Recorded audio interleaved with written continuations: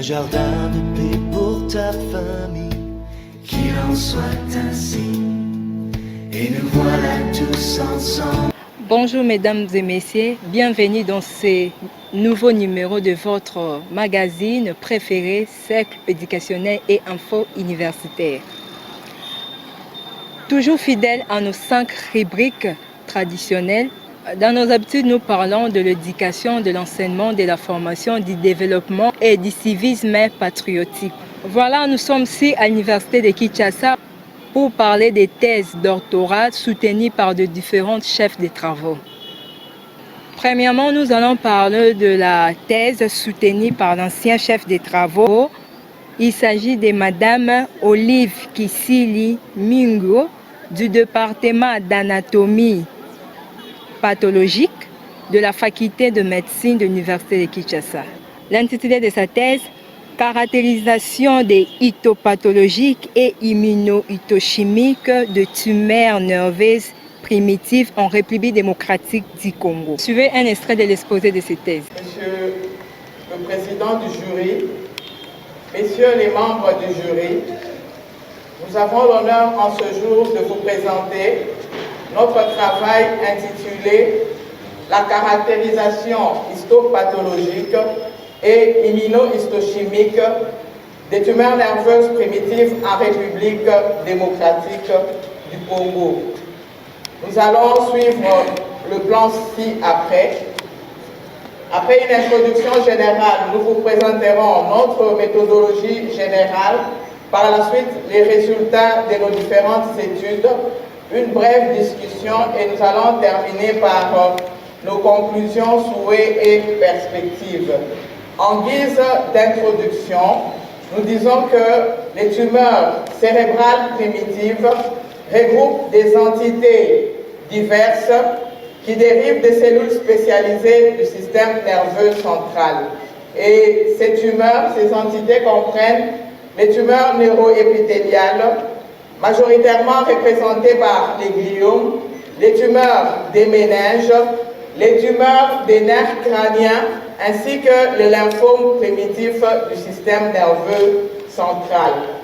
Les tumeurs neuroépithéliales représentent près de la moitié de ces tumeurs et dérivent soit des neurones, soit des cellules gliales. Mais on décrit en outre des tumeurs mixtes qui sont composées d'un mélange des cellules gliales et des neurones.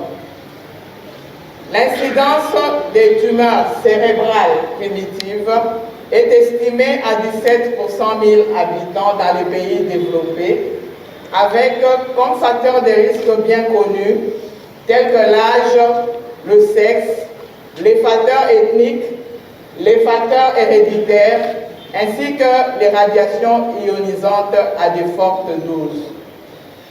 En Afrique, les données immunohistochimiques et moléculaires des tumeurs nerveuses sont peu nombreuses, cela à cause du manque d'infrastructures, d'un équipement qui n'est pas approprié, ainsi que des ressources humaines peu développées. En République démocratique du Congo, peu de publications ont porté sur le profil histopathologique et immunohistochimique des tumeurs nerveuses. Par contre, les tumeurs du système nerveux central ont fait l'objet de quelques études, notamment au point de vue fréquence, tant en Afrique que dans le monde. Les tumeurs nerveuses constituent un ensemble hétérogène de maladies à caractérisation complexe. Et cette caractérisation complexe s'explique par le fait que ces tumeurs présentent des aspects particuliers qui en font un groupe à part au sein des divers processus tumoraux. En outre, la distinction entre la bénignité et malignité est moins évidente parce que certaines tumeurs morphologiquement bénignes peuvent s'étendre sur des larges régions cérébrales, entraînant des déficits majeurs dans l'organisme. Le siège anatomique des tumeurs peut avoir des conséquences létales quel que soit le type histologique. En plus, les possibilités d'exérèse chirurgicales des gliomes infiltrants demeure limitée. Il faut savoir que les tumeurs nerveuses sont classées selon leur type histologique et selon leur topographie qui conditionne la symptomatologie clinique. Et leur diagnostic est basé sur les données cliniques, les données de l'imagerie médicale ainsi que les données de l'histologie. Cette figure illustre une image scanographique crânio-encéphalique en coupe transversale et coronale et on y note au niveau accolé à la paroi de la voûte crânienne la présence des foyers d'hyperdensité homogène qui correspondent à une tumeur cérébrale. Après que le radiologue ait fait ce scanner, le neurochirurgien il reprend en paire opératoire cette masse qu'il visualise par là et plus bas nous voyons le creux qui est causé par l'exérèse de cette masse. Et lorsque la masse est enlevée, l'anatomopathologiste la reprend et après les différentes techniques histopathologiques, l'anatomopathologiste obtient des images microscopiques et pour ce cas précis, cette image correspondait à un méningiome fibroblastique de grade 2. De nombreux progrès ont été réalisés dans le domaine de la biologie moléculaire des gliomes, entraînant ainsi l'élaboration de nouveaux algorithmes dans l'imagerie diagnostique, dans les techniques opératoires et dans les traitements adjuvants aboutissant à l'amélioration de la survie des patients. L'examen anatomopathologique des tumeurs nerveuses du système nerveux central repose sur un examen histopathologique et des techniques complémentaires telles que l'immunohistochimie, la biologie moléculaire et la cytogénétique dans certains cas. Le manque d'informations précises, concordantes et systématisées sur les tumeurs nerveuses en général et sur le profil histopathologique, immunohistochimique et moléculaire des tumeurs du système nerveux central en Afrique et en République démocratique du Congo en particulier est la raison fondamentale qui justifie ce travail. Suivez un moment d'échange entre les récipiendaires et le membre digéré. Suivez. N'envahit pas les parenchymes cérébrales ou médulaires, plutôt ça repousse. La seule plainte que nous avons, c'est lorsque ces tumeurs touchent à des vaisseaux comme le sinus au niveau de la mère, c'est que nous avons eu des étés passés justement, et les anciens ont déjà donné des possibilités de traitement de ces gens. Alors, quand vous vous déclarez, il y a des problèmes insolubles. Qu'est-ce que ces problèmes qui sont insolubles pour les neurochirurgiens et qu'est-ce que la neuropathologie nous propose comme piste de solution face à ces problèmes? À la page 107, vous avez déjà dit que les méningiomes sont beaucoup retrouvés chez la femme en raison de l'influence hormonale.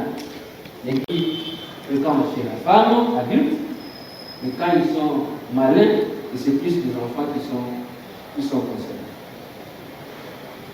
Alors, je me posais aussi la question, comment vous, anatomopathologiste, vous faites pour identifier les méningiomes qui sont radio-induits? Comment vous faites pour les identifier pour que nous on sache que peut-être que on voit ces méningiomes, ce n'est pas une lésion positive, c'est plutôt une lésion qui est induite par la radiothérapie. Alors, Monsieur le secrétaire général, secrétaire du jury, je vous remercie pour les différentes remarques de forme et nous tiendrons dans la dernière mouture de ces différentes remarques pour améliorer le document qui sera déposé à la faculté. Par rapport aux différentes curiosités que vous avez soulevées, elles sont nombreuses et vous avez été très rapide, si bien qu'il m'était difficile de bien les noter. je vais vous supplier. Peut-être qu'on puisse aller progressivement, page par page, et comme ça directement, je réponds. En fait, ce que je peux transmettre comme message aux neurochirurgiens, c'est que nous devons d'abord travailler en concertation, comme je l'ai dit dans la conclusion, si bien que lorsque la tumeur est fortement maligne, comme c'est le cas du glioblastome, ce que je peux dire, c'est que en fait, le neurochirurgien doit en tenir compte dans la thérapeutique et peut-être pousser les analyses plus loin en faisant des analyses immunohistochimiques telles que nous en avons parlé aujourd'hui, parce que ces analyses pourront permettre d'orienter votre thérapeutique selon les cas, selon les résultats qui seront obtenus. C'est ce que je peux dire par rapport à ça. Pour votre intervention, Dr. Fischer. Je remercie le professeur Lelo pour les différentes remarques, pour les conseils. Je vais répondre aux différentes préoccupations. Concernant la tumeur, en termes plus banals, je vais d'abord définir en termes un peu scientifiques la tumeur comme étant une prolifération des cellules qui échappent à l'homéostasie. Et par la suite, il y aura formation d'un nodule. Maintenant, en termes d'élastité, une tumeur, c'est un gonflement qui est dû à un développement de cellules sur place qui vont amener à la formation d'un nodule. Je pense que s'il faut expliquer encore plus, là je crois qu'il faut parler en lingala. Alors,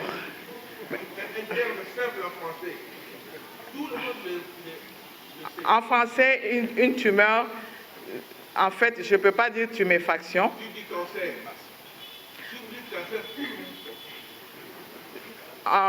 Oui, en tant que pathologiste, parmi les tumeurs, il y a des tumeurs bénignes, mais il y a aussi des tumeurs malignes qui correspondent au cancer. Oui, mais que le public sache bien que toute tumeur n'est pas nécessairement un cancer, parce que sinon, nous risquons de les effrayer. Par rapport à l'emplacement du système nerveux central, le système nerveux central, c'est un organe qui se trouve dans la tête. C'est dans la tête, de manière vulgaire, c'est ce que je peux vous dire. Et sur quoi est-ce qu'on a soutenu cette thèse? Tout justement, on a soutenu cette thèse sur les tumeurs, telles que nous venons d'expliquer là, des tumeurs de la tête. Ce sont des tumeurs, bien sûr, qui sont rares, mais ce sont des tumeurs qui existent. Et voilà pourquoi il faut être attentif. Est-ce que les membres de ma famille, par exemple, savent où je travaille? Je pense qu'ils sont dans la salle. Pour la plupart, si pas presque eux tous, ils savent que je suis dans un service d'anatomie pathologique aux cliniques universitaires de Kinshasa. Et il y en a qui savent même un peu qu'est-ce qu'on fait exactement là-bas. Mon mari, qui est présent dans la salle, peut vous dire un peu que voilà, ma femme travaille à tel endroit, voici à peu près ce qu'ils font, parce qu'il a eu même à voir parfois des biopsies dans des flacons, ainsi de suite. Alors, je vous remercie pour tous les conseils, nous en tiendrons compte, cher maître. Alors, la question sur la fréquence des tumeurs du système nerveux central, je pense que, en toute logique, je dirais que cette fréquence pourrait être élevée dans le Katanga, à Lubumbashi. Pourquoi? Parce que là-bas, il y a beaucoup d'usines qui traitent des minéraux Et comme il a déjà été démontré que il y a des travailleurs qui traitent le cobalt, qui après des années ont fait des cancers du système nerveux. Donc je dirais que chez nous au Katanga, le risque est plus élevé par rapport à ici. Le cobalt et l'uranium, hein? Oui. Merci, professeur. Nous allons donner la parole au professeur. Les temps forts de cette thèse, c'est la proclamation de résultats par le membre du jury. Suivez. Nous allons proclamer les résultats. Le jury chargé de procéder à l'organisation de l'épreuve de thèse d'agrégation de l'enseignement supérieur en médecine a examiné la thèse présentée par la candidate Madame le chef de travaux, Isile Nico Olive, en vue de l'obtention du grade d'agrégé de l'enseignement supérieur en médecine. Après délibération à huis clos, le jury a pris la décision suivante. Madame le chef de travaux, Olive Kisile Nico, est reçue sur l'ensemble des épreuves. Nous invitons le recteur de l'Université de Kinshasa à bien vouloir conférer le grade d'agrégé de l'enseignement supérieur en médecine à la candidate précitée.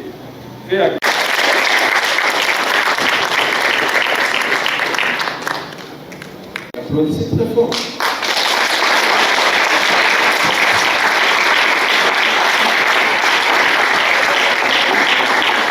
Il y a une spécificité en médecine, on reçoit. Et dans d'autres facultés, on donne le maximum. Ok? Applaudissez encore très fort.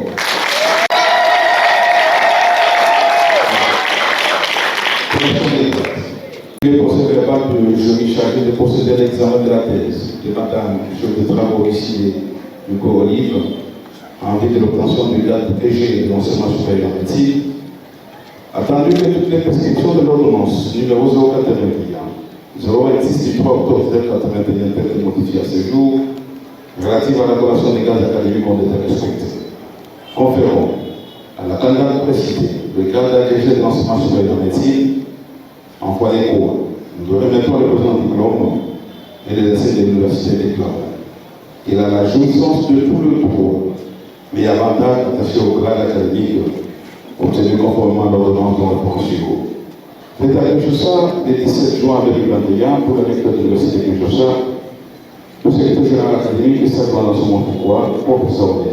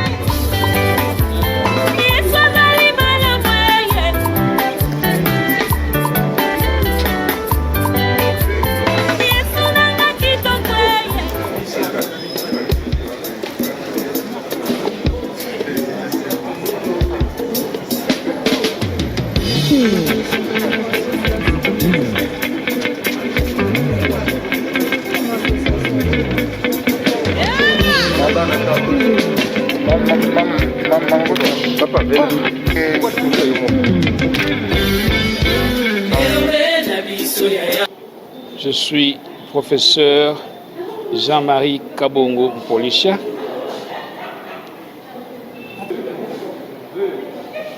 Ce que les gens peuvent retenir est que notre lauréate a présenté et défendu sa thèse sur les tumeurs du système nerveux. Ces tumeurs comprennent en plus les cancers du tissu nerveux. Mais il y a des tumeurs qui ne sont pas des cancers. C'est sur ces maladies que notre lauréate a consacré tout son temps pour réaliser cette étude qui a duré plus de 10 ans. Et aujourd'hui, nous sommes arrivés à la fin. Comme je l'ai dit tout à l'heure, c'est une grande joie et une fierté pour moi pour avoir dirigé cette thèse et abouti au résultat de ce jour. Ce que les gens peuvent savoir est que les cancers ou les autres tumeurs apparentées au cancer se développent partout, se développent au niveau de tous les organes, y compris le cerveau. Notre lauréate nous a montré aujourd'hui la fréquence de ces tumeurs du cerveau et de ses annexes en RD Congo. Ces tumeurs existent. Il faut les connaître, les diagnostiquer et prendre en charge les malades. Voilà, nous venons d'assister à la soutenance des thèses de la chef de travaux Kisile Nuko Olive du département d'anatomopathologique. Elle a travaillé sur la caractérisation des tumeurs dans notre milieu. C'est un travail important qui va permettre de mieux classer ces tumeurs et de pouvoir le reconnaître tant sur le plan anatomopathologique que sur le plan clinique. Voilà. Donc c'est une grande avancée pour notre faculté. Oui, mais nous faisons un effort pour que le genre puisse se retrouver dans nos présentations, dans la formation.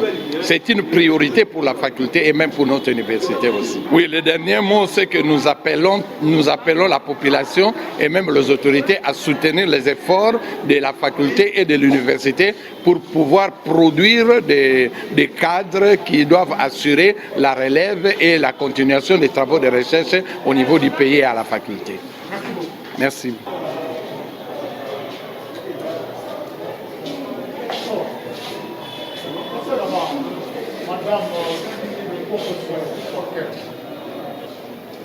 Aujourd'hui, nous avons parlé de ce qu'on appelle en jargon trop scientifique, la caractérisation histopathologique et immunohistochimique des tumeurs nerveuses primitives en République démocratique du Congo.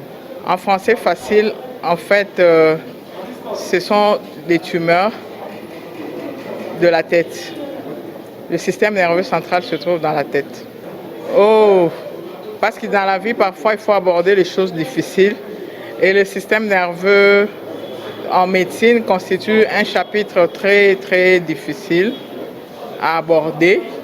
Et dans la vie, il faut avoir comme principe d'aborder les choses difficiles comme ça, on avance. Je vais dire à la population que les tumeurs malignes qu'on appelle cancer à la cité existent bel et bien. Et au fil des jours, la fréquence ou le nombre est en train d'augmenter de manière exponentielle. Et c'est une maladie compliquée du fait que les causes ne sont pas connues de manière très précise. Il existe par contre beaucoup de facteurs favorisants, même dans l'environnement dans lequel nous vivons et que nous traversons à longueur de journée.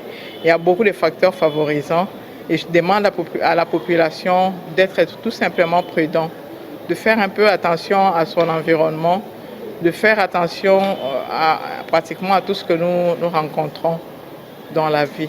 Voilà. Le cancer, dans le temps, c'était une maladie qui touchait les personnes adultes, les personnes âgées. Mais, chose bizarre, ces derniers temps, c'est une maladie qui touche tout le monde. Les enfants, des jeunes adultes, des plus âgés, ce qui fait que toute la catégorie d'âge doit prendre des précautions. Bon, la recommandation que je peux vous donner à ces jours, c'est qu'il faut suivre, lorsque le personnel médical fait parfois des séances de sensibilisation. Au cours de ces séances de sensibilisation, nous vous citons avec précision les différents facteurs favorisants et en ce moment-là, nous vous demandons de prendre des précautions par rapport à ça.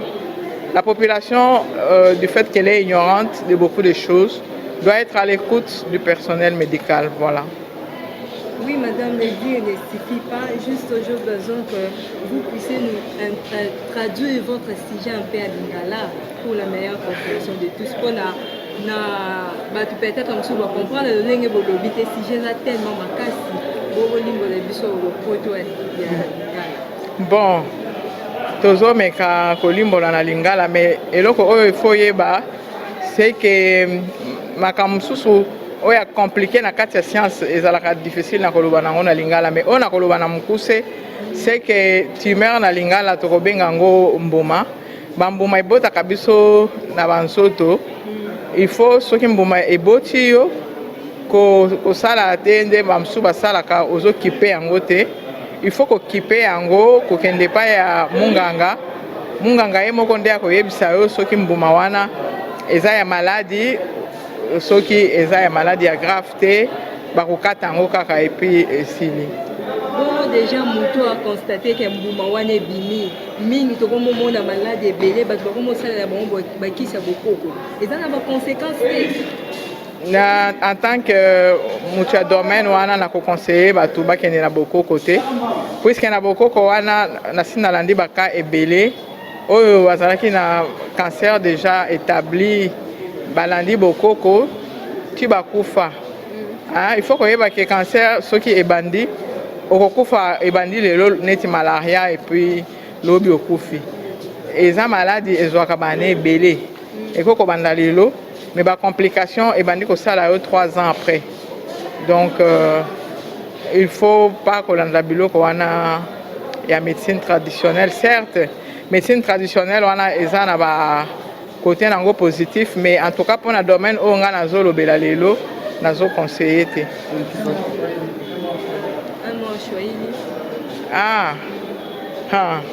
Mi nasema hivi, hii magonjwa yenyewe tunasemea leo iko magonjwa moya ya komplike, iko banaitaka makanser yenyewe nakuwa inatoka mu niveau ya kichwa, système nerveux central iko mu niveau ya kichwa, na mitapasha kuleta conseil leo kwa population que il faut bafuatake mashauri ya banganga et il faut chaque fois bakuwe à l'écoute ya banganga que soki kama unaona vile kitu inakotoka kumwili il faut kwenda kuona banganga juu batakwambia kama ni maladi ya nguvu au hapana.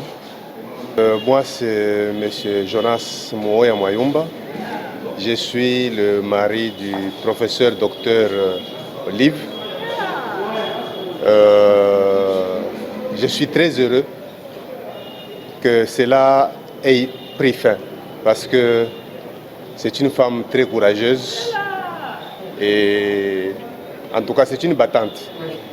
Elle a accompli un travail de titan et si vous comptez le nombre d'années, c'est beaucoup d'années. C'est beaucoup d'années. Et donc je suis vraiment très heureux et je bénis Dieu parce que il a accompli pour elle ce qu'il avait accompli pour Moïse avec les enfants d'Israël. On avait très peur en se disant qu'avec les discours du chef de l'État, on allait encore confiner, fermer les universités et consorts, tout ça. Mais Dieu a bloqué les eaux de la mer Rouge, de gauche à droite, pour qu'elle puisse traverser. Et elle a traversé et je suis très heureux. Je l'ai béni abondamment. Nous avons 2 filles et un garçon. Ce que j'ai dit à mes enfants, c'est qu'ils puissent suivre l'exemple de leur maman. Elle a été très persévérante, elle a aimé ce qu'elle faisait et aujourd'hui elle a récolté les fruits. C'est une grande satisfaction. C'est par ici que nous mettons un point final à notre mission de ce jour. Si vous avez aimé, dites un grand merci à tous nos héros dans l'ombre. Augustin Malumba était derrière la caméra. Jetro Manzanza a assuré la réalisation sous la coordination d'Emmanuel Tango. Quant à moi, je vous dis au revoir et on se retrouve à notre prochain numéro.